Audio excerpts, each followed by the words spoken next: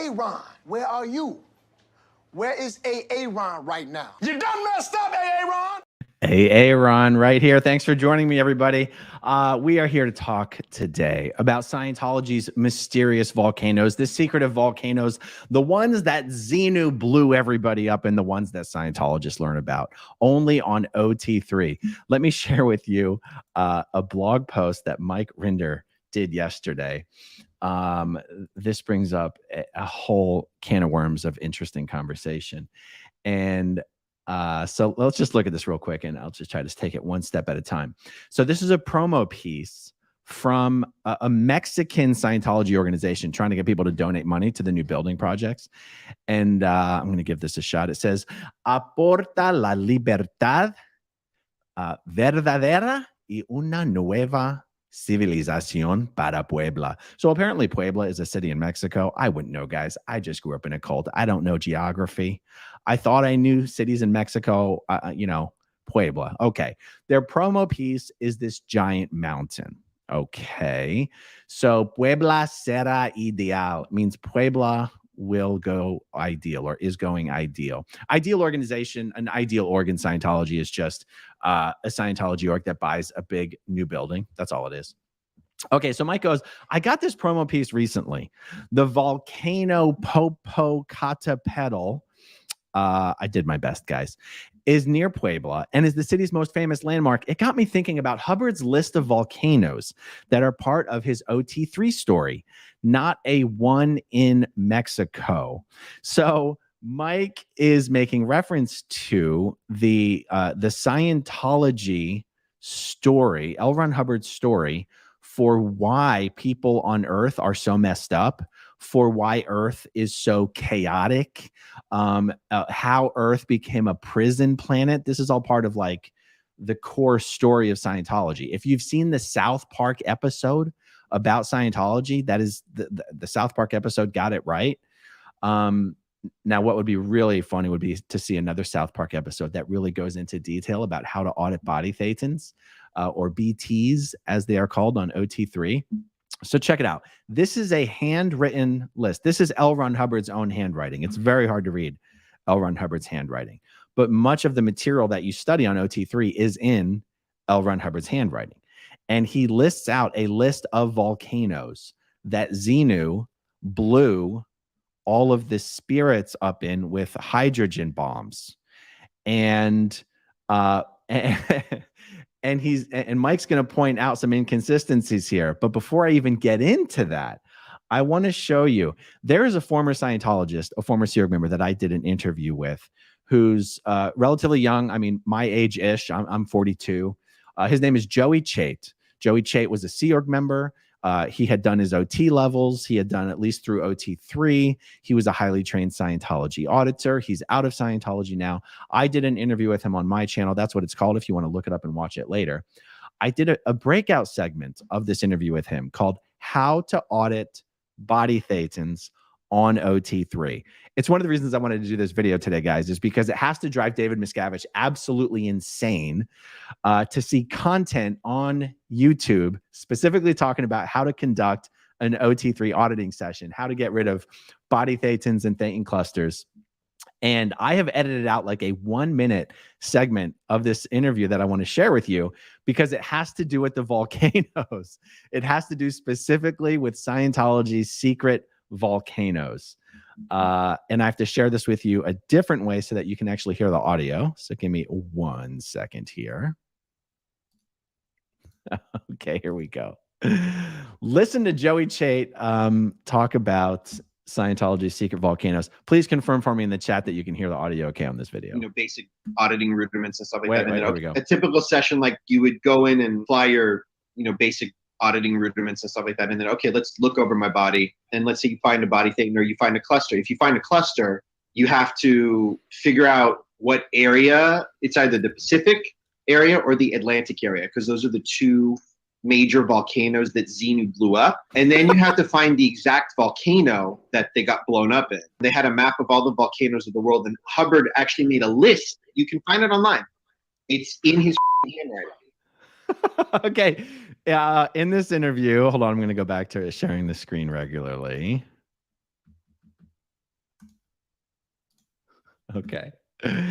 In the interview with Joey, he actually goes into explicit detail about the procedure of how to go about spotting a body thetan, spotting the thetan clusters, finding out which one of the volcanoes it was blown up in, and then telepathically auditing that body thetan through the incident of having been blown up in a volcano, and then what to do if you finish auditing that BT on that incident and it hasn't blown or hasn't gone away. It's hilarious.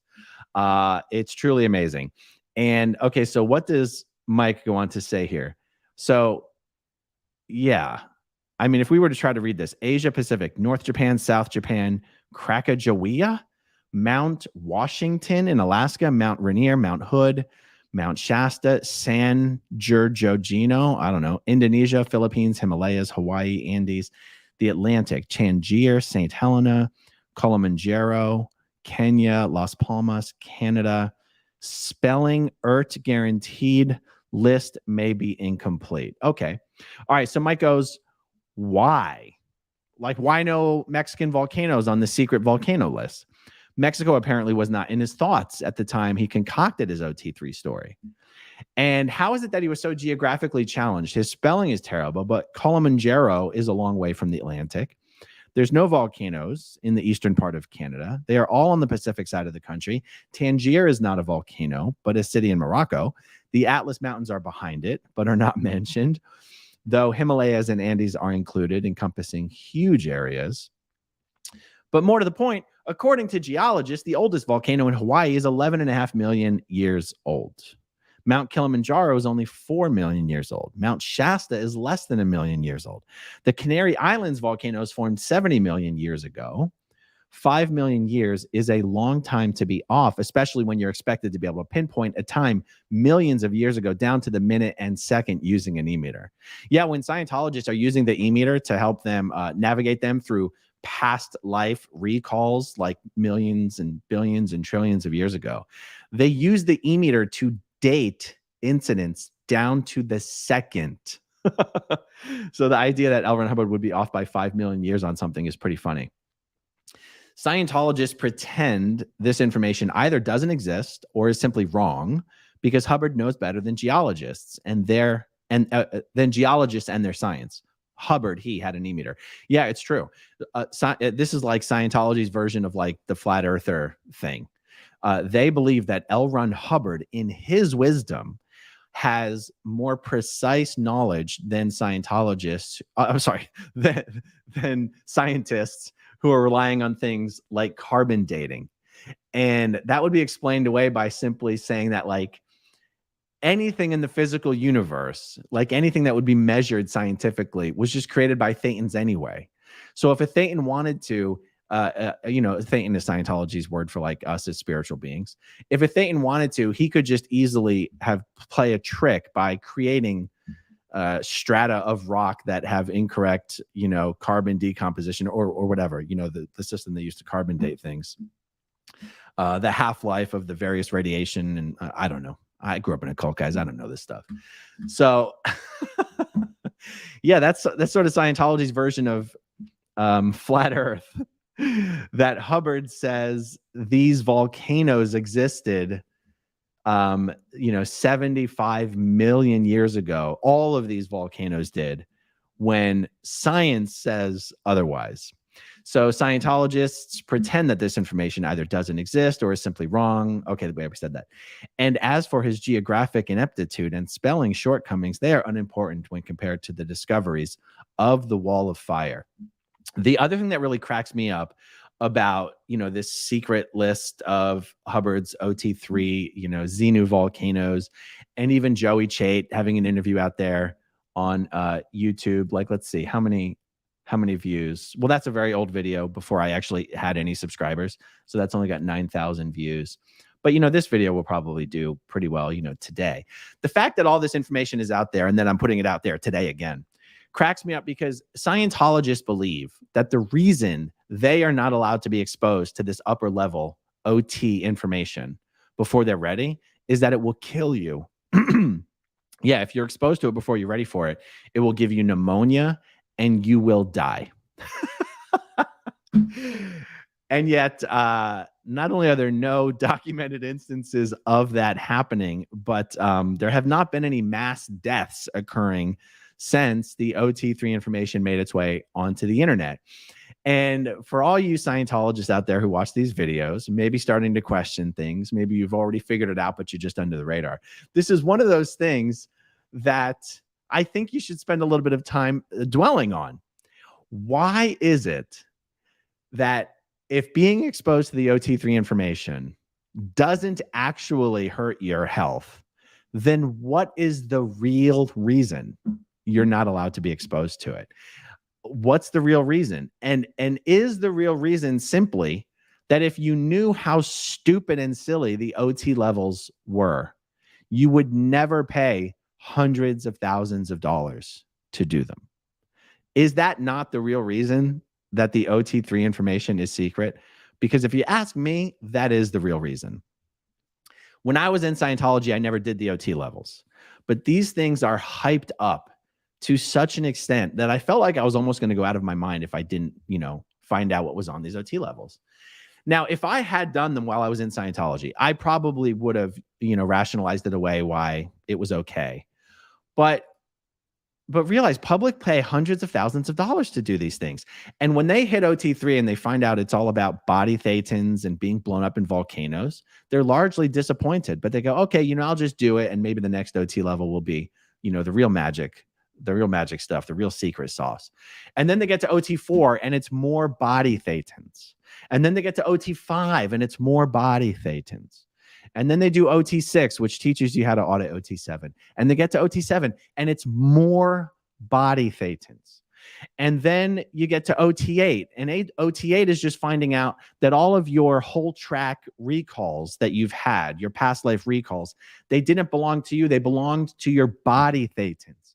So literally all of Scientology's secret levels simply revolve around telepathically getting rid of these thetans that L. Ron Hubbard says are stuck to you because they're crazy and they're deranged and they're, unconscious, and because of this incident where they were blown up with hydrogen bombs and volcanoes by Xenu 75 million years ago. So really, guys, that's what today's video is an excuse to put out onto the internet one more time Scientology's secret Xenu story, to help some Scientologists out there, for the love of God, maybe spare some of their time and money, save them some time and money by not forking over all that cash to do the OT levels. For you Scientologists out there who've already done some OT levels, would you really have paid for them if you knew in advance what they were about? Have you come to terms with the fact that this is the real reason for Scientology secrecy on the OT levels? I mean, at this point, the OT levels are already on the internet. So what is the point of continuing to maintain secrecy within the world of Scientology? It's not to save people from dying. It's to save Scientology from losing money. All right. Well, that is the point of this video, and I feel I have accomplished that. So that's all I got on this. I do have a lot more to come today, guys. Some crazy stuff. Scientology immediately responded to the video that I did yesterday about Tampa Brad, and I'm going to tell you more about that soon. All right, everyone. Thanks to everyone who watches until the very end. I'll talk to you soon. Okay, if you want to see my rock and roll songs, click right on this guitar. And if you want to see a different one of my videos,